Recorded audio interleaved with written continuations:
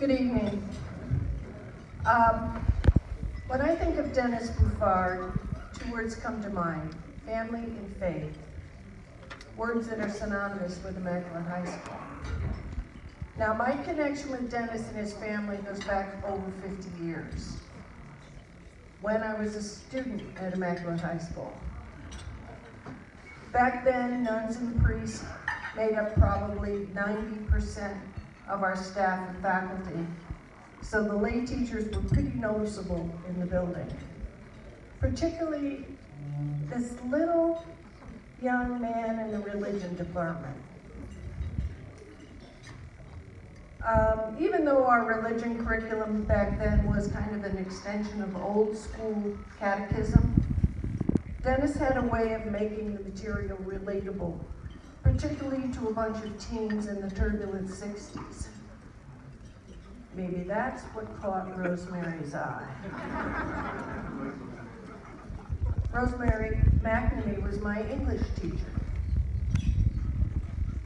Rosemary's calm and thoughtful demeanor seemed to balance the high-energy personality that was Dennis Bouffard. And soon they became an item. Rosemary and Dennis married in 1973, and the Bouffard legacy began. And Dennis was a devoted husband and father.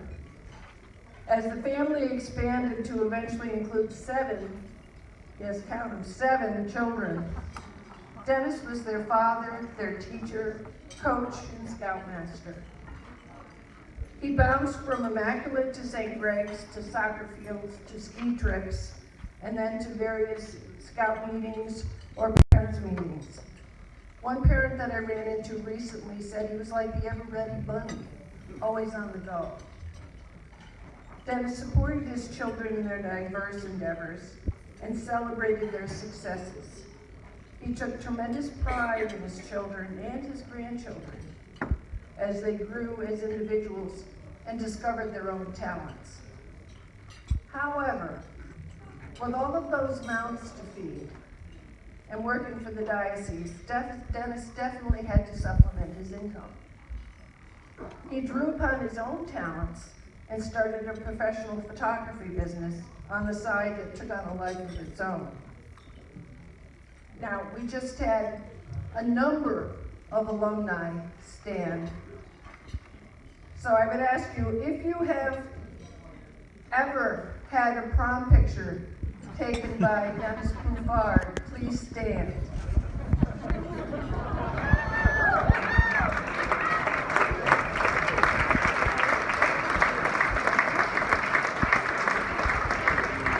Now, what about, wait a minute. What about your homeroom, team, or club photo for the yearbook? Please stand.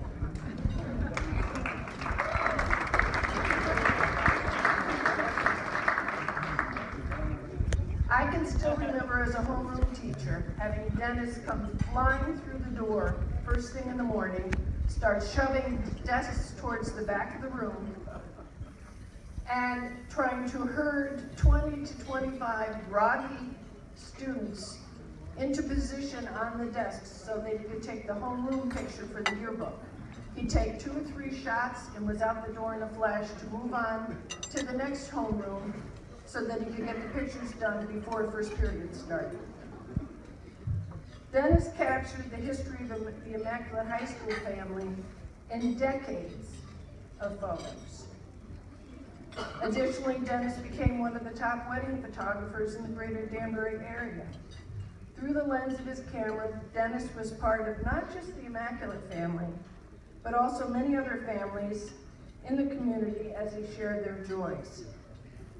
Recently, as I've been clearing out my own boxes of photos, I came across this envelope of proofs for a family portrait that Dennis took for my parents' 40th wedding anniversary.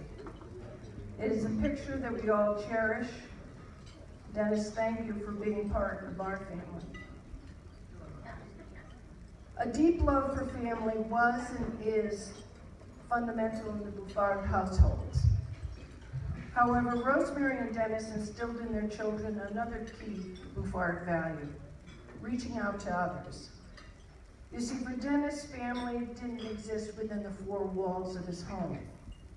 His family included others, particularly those who were struggling or needed a helping hand.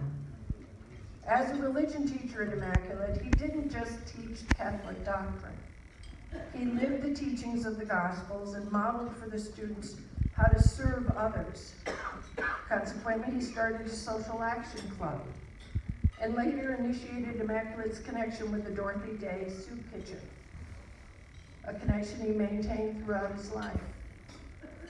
During his tenure as religion department chairman, he and the members of his department created innovative semester classes such as Lifestyle and Death and Dying course, through which Immaculate students learned real-life application of gospel principles.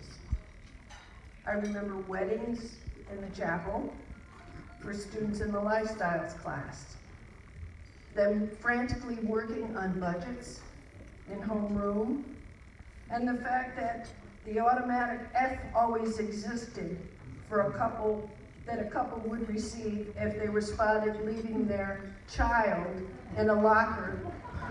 Oh, it was you! Because they couldn't find a sitter and they had class. The Death and Dying class taught students not only the Kubler-Ross stages of grief, but also trusting God and His mercy, even in times of profound loss, something that everyone experiences.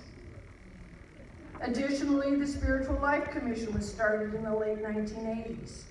Students selected for this elite program planned and ran retreats for their fellow students, organized various food and clothing drives, and taught CCD classes. These changes from the conventional curriculum epitomized the faith in action that Dennis lived. His faith was active, not static. Interpersonal, not rote memorization of prayers. His faith was about others, not himself. It was service to others. The description that I was given of the Lifetime Achievement Award reads as follows. The Lifetime Achievement Award is presented to individuals who have demonstrated a commitment to the service of others in their community, parish, family, and circle of friends, as well as recognition and support to Catholic education and its importance in the lives of our young men and women. Every word in that statement defines Dennis Bouffard. His dedication to his family, church, school, and community made him an ideal role model for his peers and his students. His passing was a profound loss that reverberated through generations of the Immaculate family. Thank you, Rosemary, Joe, Jack, Stacy, Tricia, Chris, and Margaret, for sharing your husband and your father with us all.